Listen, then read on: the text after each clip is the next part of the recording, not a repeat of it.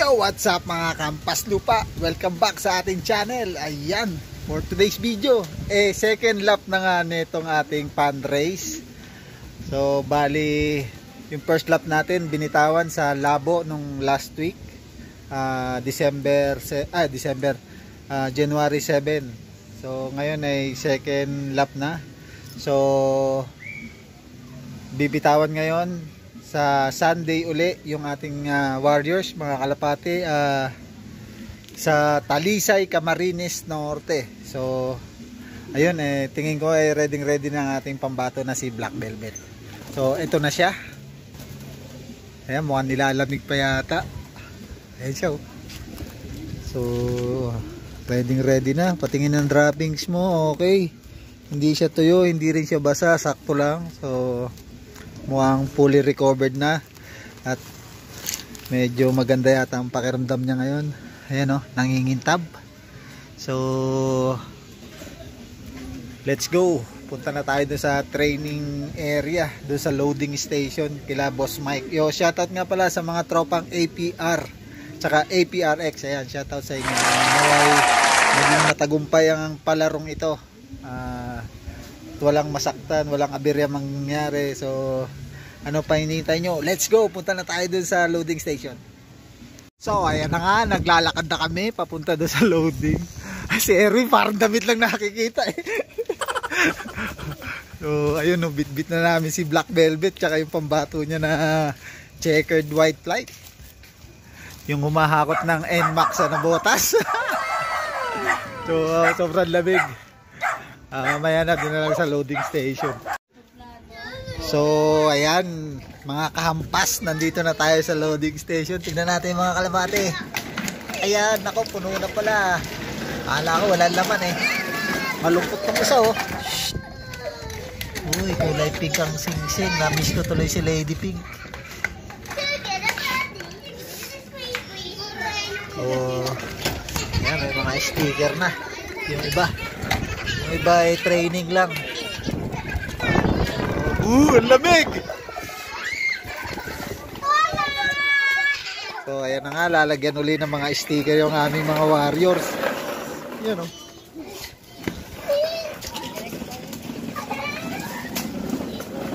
Walang area pooling? 150 doon sa DC Cup. DC Cup lang. So ayan, si Black Velvet natin, nilalagyan ng ring. 2 laps lang yun oh.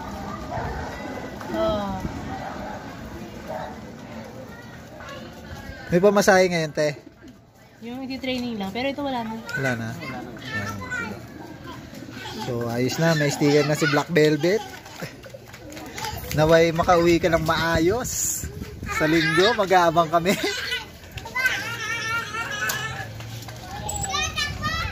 Ayan, pambato niya oh.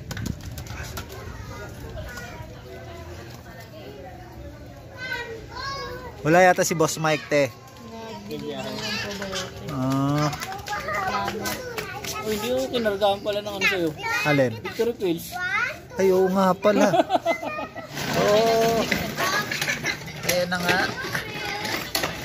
Nakaload na kami. Ayun, ganda na itong red checkered. Ay, red no? Tama oh. So, may sticker pala yan. So, ayan. Andiyan na oh. Ayaw mo ah. Mamaya mamamara ko na yan dyan. Bugbugero yan. Ayan na si Black Velvet. Nasa bungan. So yan, dyan ka pumesto kasi nandito ang pakainan eh. Ayan o, yung mga butas o. Kasi isang araw yung biyahe nila. So ayun na nga, napag-load na kami mga kahampas dyan. So see you tayo doon sa release sa linggo. Mag-aabang tayo sa linggo. So bali nga pala ang distance nun ay nasa 221 air distance kilometers. So medyo malayo na, malapit na mag 250. So wait na lang tayo sa linggo. Good day mga kaampas lupa. Ayan, good morning sa inyo, good morning. Today is Sunday, abangan day. So time check 10:30. So wala pa yung mga ibon natin kasi meron naman na nangyari medyo masama ang panahon sa Talisay, Camarines Norte. So alas 7 pa lang nandun na yung truck natin sa may Talisay, Camarines Norte, pero hindi nila ma-release yung ibon gawa ng napakalakas daw ng ulan doon. So 10:30 na. So ito ang nangyari doon sa kaninang umaga doon sa mga truck. So watch nyo lang yan. So ayan na nga mga kampas lupa, nandun na sila sa Talisay. So nakikita nyo medyo makulimlim ang panahon. Yung isang truck nandun sa unahan.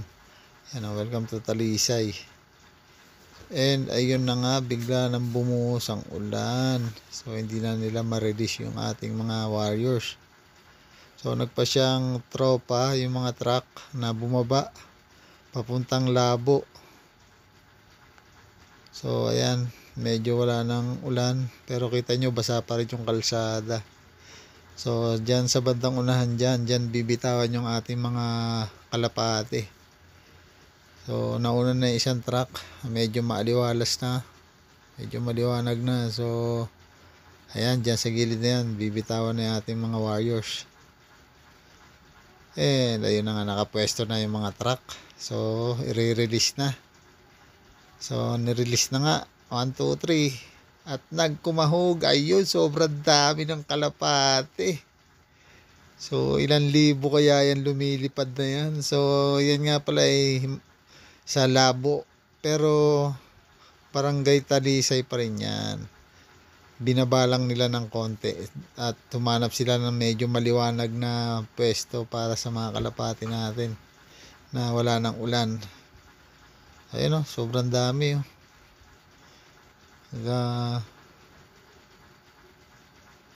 Ayan, nag-iikot-ikot pa.